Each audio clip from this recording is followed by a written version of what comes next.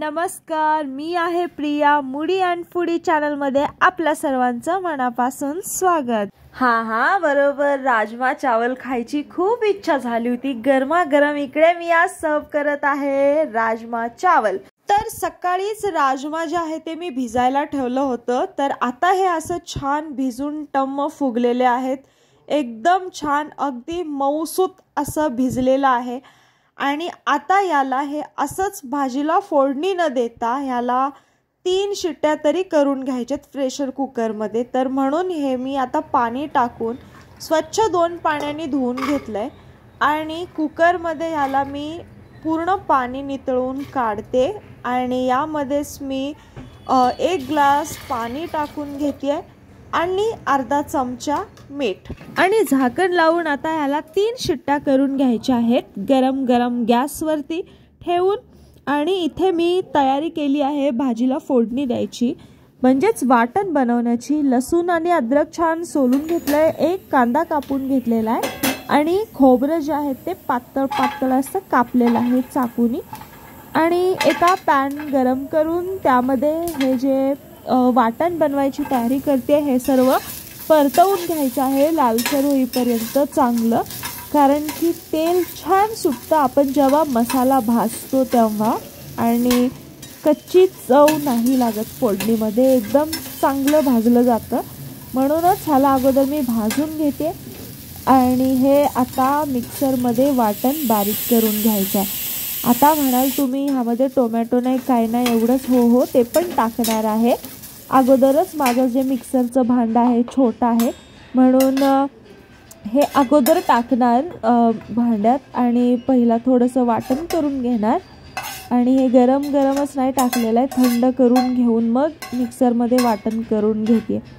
आणि हे कसं आहे, जरा बारीक केलं ना खोबरं तर मग नंतर टोमॅटो ह्यामध्ये कापून घेतला आहे मी स्वच्छ धुवून.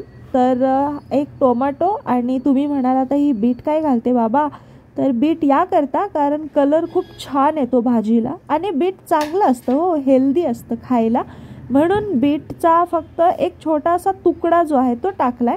बघू शकता कलर 1 नंबर जबरदस्त आलेला आहे.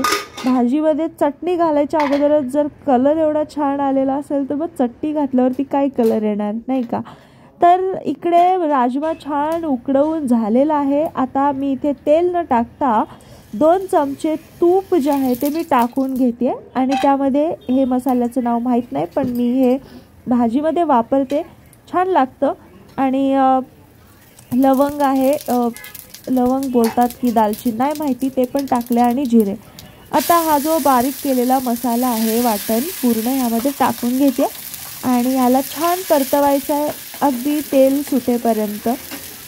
पूर्ण मिक्सरच्या भांड्याला चिकटलेला मसाला काढून घेऊन पुसून व्यवस्थित भाजून घ्यायचा.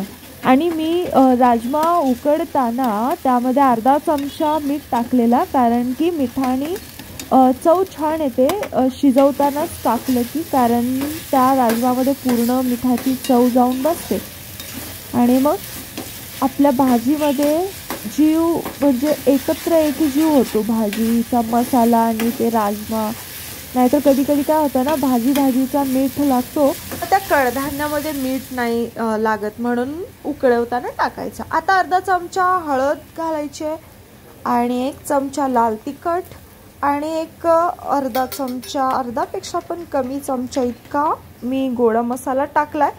आणि मीठ 1 चमचा अजून चवीनुसार आणि कांदा लसूण मसाला अर्धा चमचा.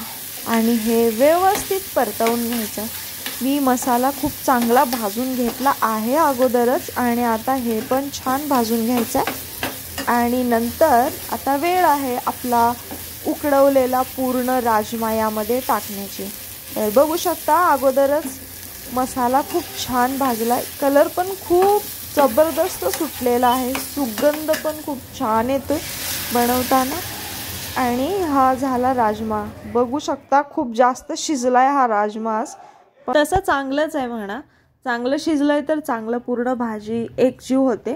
आणि इकडे मी अजून अर्धा ग्लास पाणी घालून घेते, कारण अजून थोडंसं छान ह्याला उकळून घ्यायचं आहे. आणि मग ते उकळत थोडंसं आटतं पण.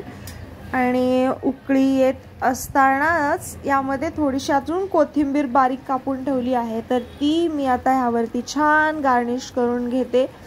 हा हा हा, खरोखर खूप छान सुगंध येतोय या राजमाचा आणि खूप दिवसानंतर बनवलेला आहे आणि मला खूप जास्त खायची इच्छा झाली होती. तर आता माझा फेवरेट वाडा कोलम राईस आणि यावरती मस्त राजमा मसाला इकडे मी परतवून घेते छान, आणि सोबतच काकडी, कांदा आणि बीट घेतलेला आहे. खायला या जेवायला.